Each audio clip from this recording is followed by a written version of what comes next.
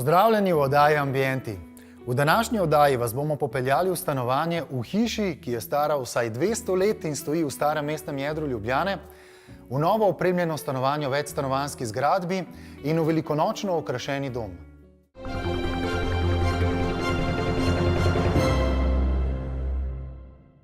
Domovi v starem delu Ljubljane stopajo v korak s časom. Lastniki manjšega stanovanja v hiši na Ribjem trgu so v sodelovanju z birojem Ide doma prostor preuredili v udobno bivališče, primerno za 21. stoletje.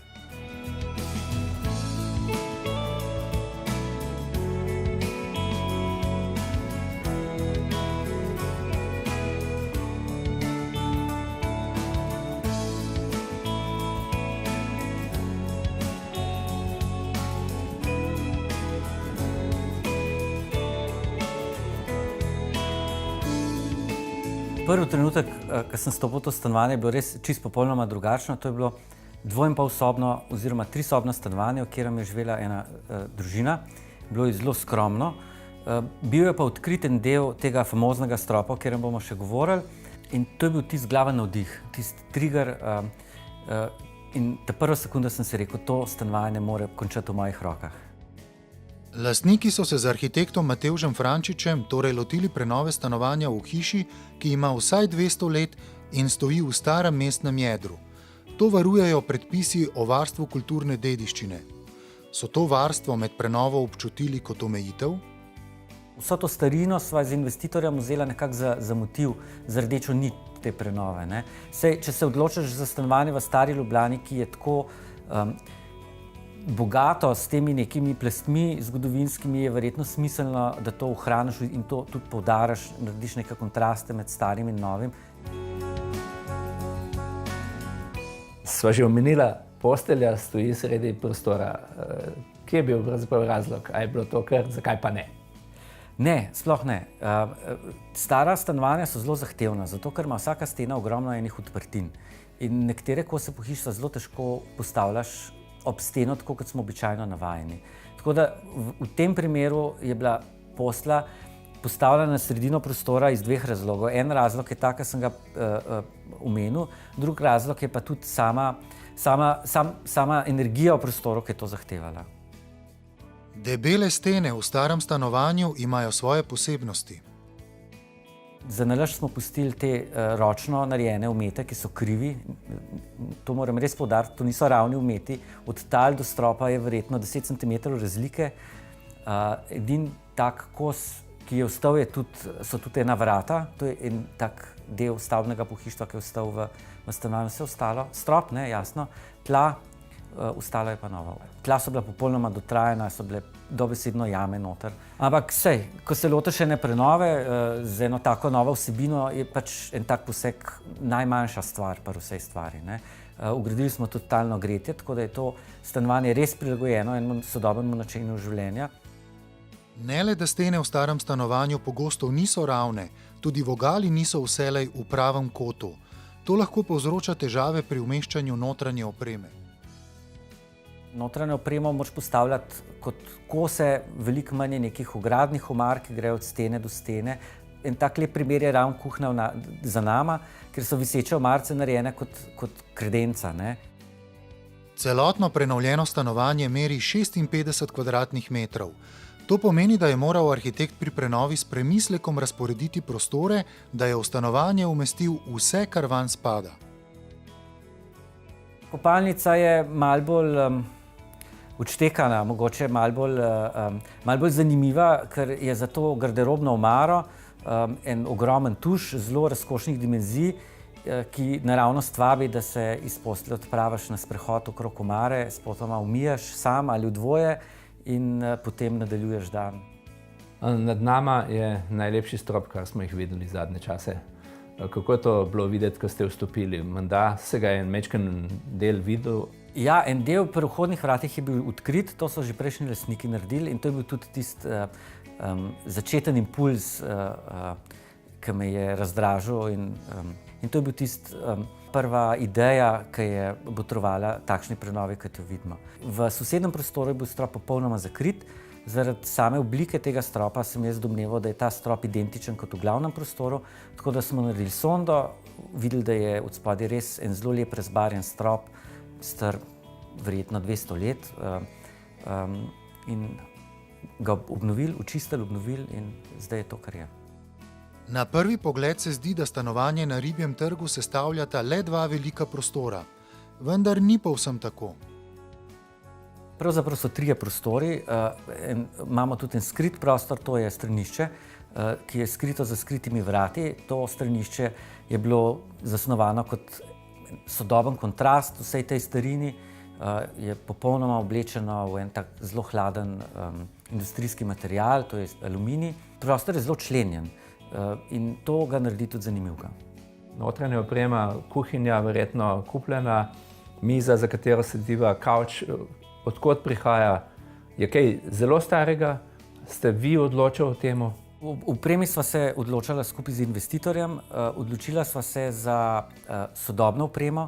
Večina opreme je oblikovalske, konfekcijske, tovarniško izdelane. Gre za zelo izčiščene sodobne kose, ki naredijo en zelo lep kontrast vsem tem staremu voju tega stanovanja.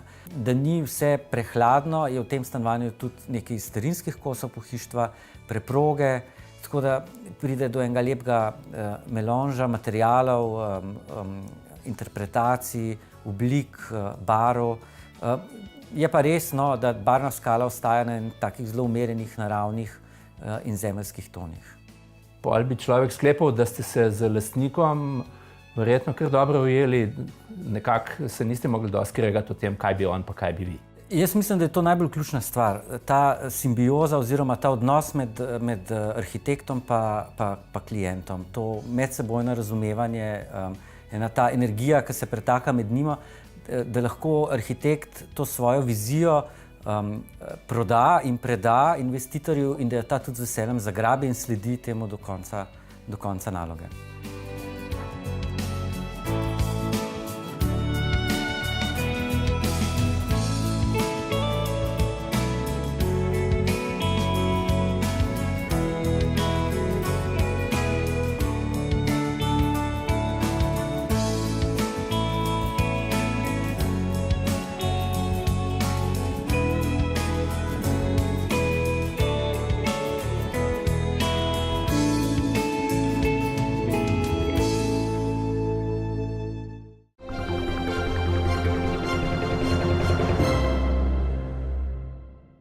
V nadaljevanju si bomo ogledali svetlo stanovanje v večstanovanjski zgradbi in hišo, v kateri lastnika izjemno uživata v prazničnem okraševanju doma.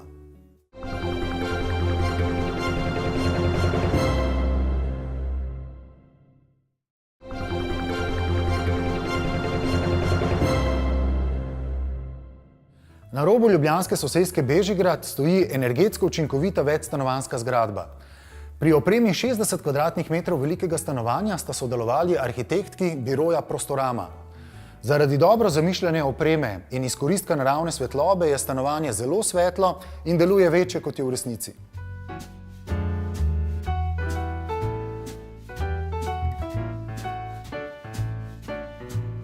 Gospa Špela, kakšne so bile vaše osnovne smernice pri snovanju tega stanovanja?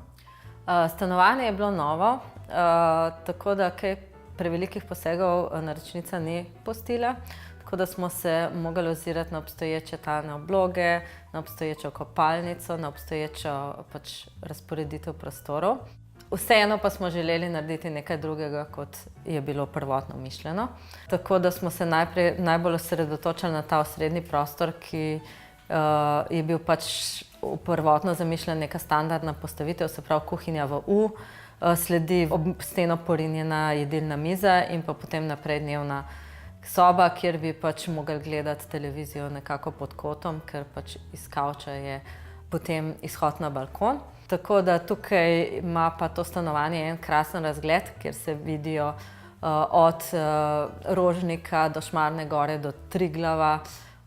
Krasni sončni zahodi so tukaj, zato smo lastnico prepričali, da postavi jedilno mizo ob to veliko okno. Zelo se je opirala, ampak na koncu je lepo pustila in zdaj pravi, da jedilna miza je osrednji del druženja in prej namreč gospa rekla, da mize sploh ne rabi, ker živi sama in tako ali tako za mizo nič ne počne, no, zdaj pa je ta miza dobila svoj pomen.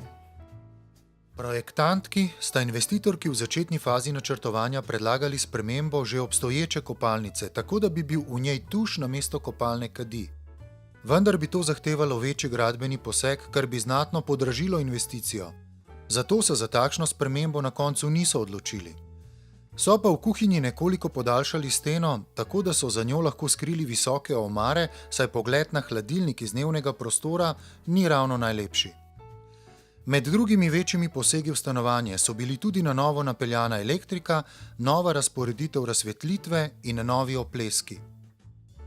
Kako poteka vaše sodelovanje z naročnikom? Kako jih prepričate v določene rešitve, ki se jim morda na začetku zdijo težko sprejemljive?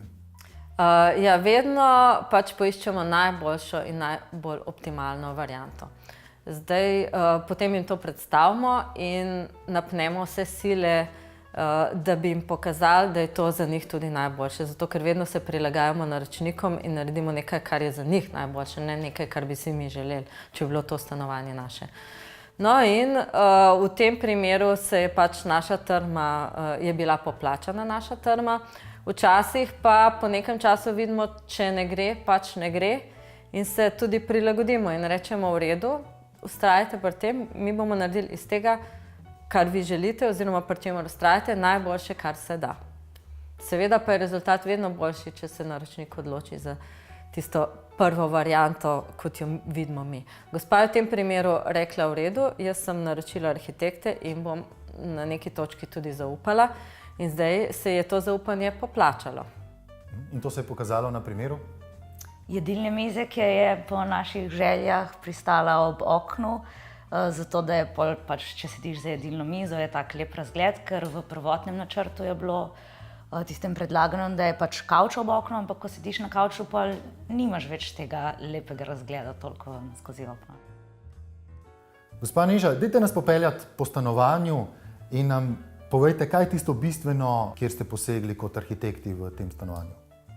Ja, v predsobi smo s to veliko garderobno omaro, kjer se na frontah izmenjujejo ogledala in pač mat črno steklo, nekako želeli ustvariti en vtis, da ni to neka klasična garderobna omara, potem smo pa še ogledalo, ki ga drugače ne bi imeli kam dati, ker je na drugi steni ta omarica z vso elektroniko not in vsemi pametnimi inštalacijami in vsemi tem, kar to stanovanje rabi. Da smo pač dobili še ta ogledala, zraven smo dali še neke žepke za ključe, kamor lahko odložiš pač pošto, ključe in ostale stvari. Aha, priročne shranjevalne površince. Ja, priročne shranjevalne površince za vse ono, kar ljudje puščamo vse povsod drugače. Arhitektki sta v kopalnici zrisali novo pohištvo, tako da je zdaj v visoki omari skrit pralni stroj. Nad njim je ostalo še veliko shranjevalnega prostora, ki ga v kopalnici zlepa ni dovolj. V spalnici je bila na novo zamišljena in dodana velika garderobna omara. Postelja pa je bila zato pomaknjena bliže k oknu. Tako kot drugod po stanovanju so zaradi sprememb tudi v spalnici nekoliko premaknili električno napeljavo. V kuhinji je kuhinjski pult globlji, kot so ponavadi kuhinjski pulti, zato smo dobili pač več delovne površine. Visoke kuhinjske omare so tudi delane po naročilu, zgornji del skriva oziroma razkriva prezračevanje, ki ga pač zaradi tehničnih zahtev nismo smeli zapirati, zato smo si omislili neke poličke, kamor se da pol še te neke kozarce za vlaganje ali karkoli. Viseče omarice pa se v bistvu nadaljujejo tudi v dnevno sobo, s čimer smo hoteli malček povezati prostor. Mogli smo pa skriti napo nekam in pač še vedno stanovanje nima tako zelo velike kvadrature, da ne bi čisto vsaka omarica prišla prav. V dnevnem prostoru je potem ta glavni, nekako ta TV element, pa pač zofa, TV element skriva še en delovni kotiček priročen, ki se ga pol zapre. Pol imamo pa še balkon. Balkon je tu precej velik. Gospa si je zaželela, da bi bil ta balkon tako zelenjen, da bi bila tako mala džungla not, kar smo tudi naredili, kar je tudi fajn, ker pol se zjutraj zbudiš in pol pogledaš skozi okno na balkon in je tak prijeten občutek. Je pa fajn, ker so balkoni so zdaj stekljeni v celoti, se da sicer odpreti, To pomeni, da pač pol tudi te rastline dlje časa rastejo, ker ne se tako zelo hitro zmrznejo po zimi. Stanovanje skupaj z balkonom meri približno 60 kvadratnih metrov, vendar je zaradi dobro zamišljene opreme in izkoristka naravne svetlobe zelo svetlo in se zdi večje, kot je v resnici. V stanovanju je tudi nekaj zanimivih oblikovalskih kosov. Še posebno izstopa lestenec nad jedilno mizo, ki se imenuje Simbiosi in je delo italijanskega oblikovalca Davida Gropija. Arhitekt, ki sta se vanj zaljubili na milanskem pohištvenem sejmu in sta navdušeni, da je našel svoje mesto prav tukaj. V stanovanju so svoj prostor našli tudi znameniti stoli Rex, delo slovenskega oblikovalca Nika Kralja. Zanimivo je, da jih naročnica najprej ni želela, saj so jo spominjali na otroštvo oziroma ležalnike iz vrtca in nujno popoldansko spanje. Vendar si je pozneje premislila in je arhitektki ob naslednjem srečanju prijetno presenetila. Iz povedanega lahko sklepam, da v bistvu ve vse skupaj z naročnico, niste skupaj nakupovali stvari, ampak ste videli nekaj svetovali in ona je šla potem kupiti seveda nekaj drugega, kar sta pričakovali. Ja, za večino pohištvenih kosov, ki jih je itak treba naročiti, ampak dodatke, ki so pač pika na i vsakega interjerja, smo šle pa skupaj nakupovati to. Smo šle v center Ljubljane, se sprehodile po trgovinah in nabrale kose, ki so se nam zdeli ustrezni za ta ambient. To je bil poseben ženski dan. Ja, res je bilo, pa smo šli na koncu še na sladoled in smo zaključili v nekem takem prijateljskem duhu, ki smo to prijateljstvo smo stkale že med samim projektom in smo se imeli odlično.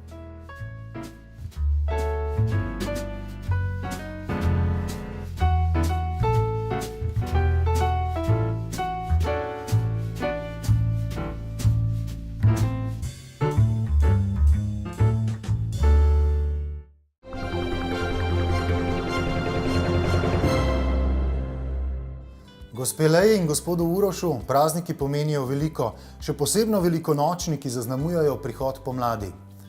Uživata tako v okrašenju doma, kot tudi v prazničnem druženju z družino in prijatelji. Poglejmo, kako sta letos okrasila svoj dom.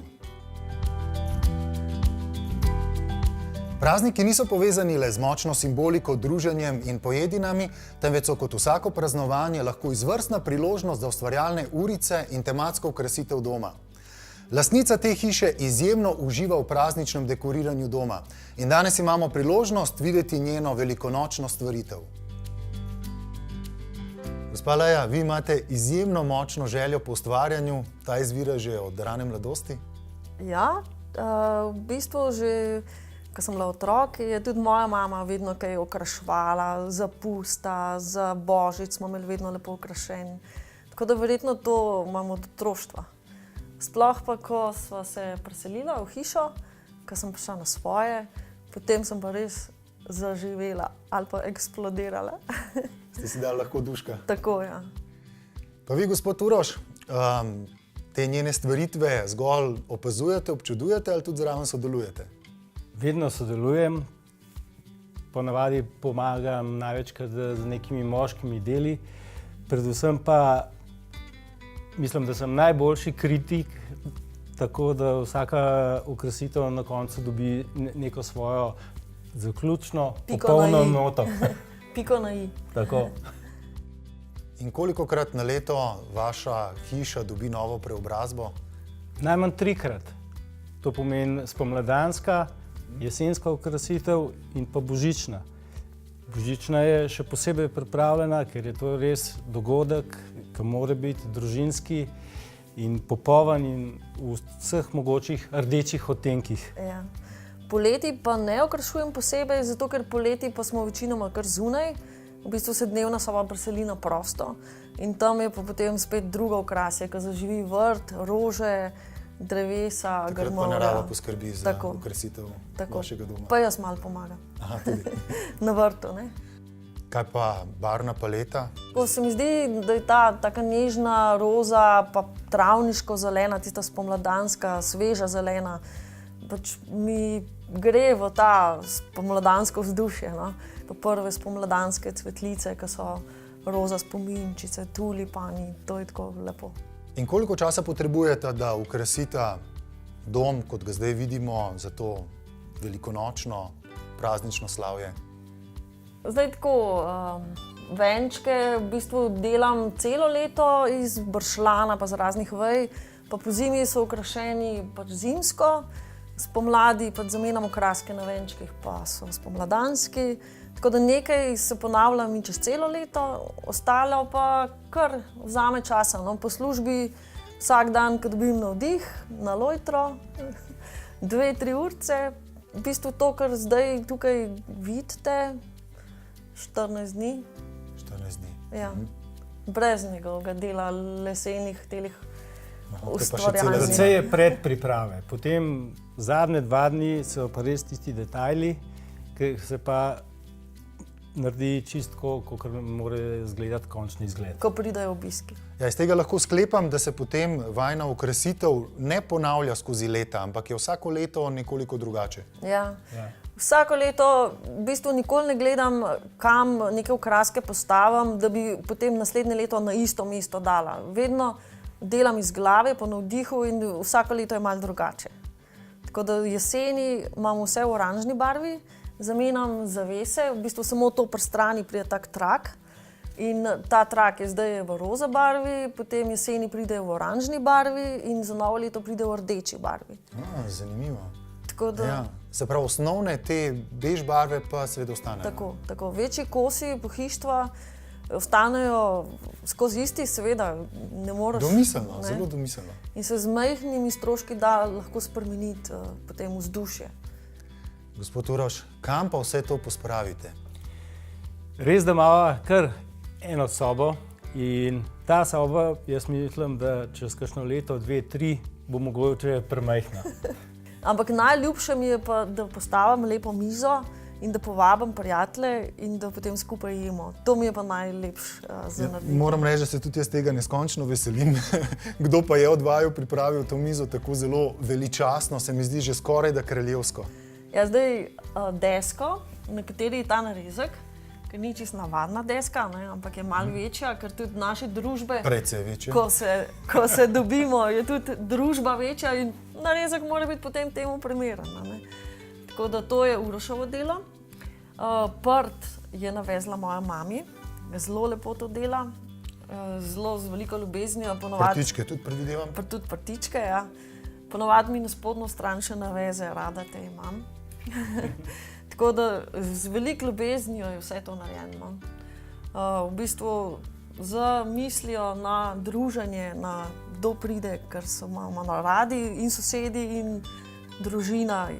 Tako da to je vse z ljubeznijo narejeno. Ker smo iz vasi jagode in čokolada. Je tukaj moja čokoladna kokosova potica in jagode. A te jagode so pa domače? Žal ne, v tem letnem času ne morejo biti domače, še prekmale. Ja, pa mečkam prevelike so za domače. Res je. Je pa domača tale velikonočna pojedina, vse, kar ob tem prazniku običajno imamo na mizi, šunka, hren, jajca, vino. Perhi. Vse. Tako da najbolj, da kar začnem. Ja, težko bi, da ne bi. Zdravje. Zdravje.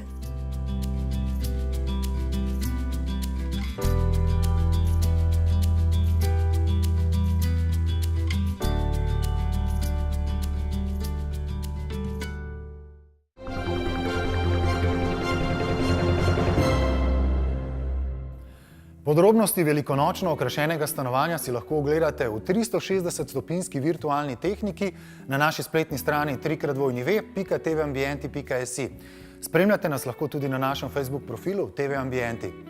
Imejte se lepo, uživajte in vidimo se spet prihodnji teden, ko si bomo ogledali dom simpatične družine, ki v ljubljanskem Nebotičniku živi že dobrih 25 let, in mansardo, kjer sta si arhitekta zasnovala udobno in svetlo stanovanje.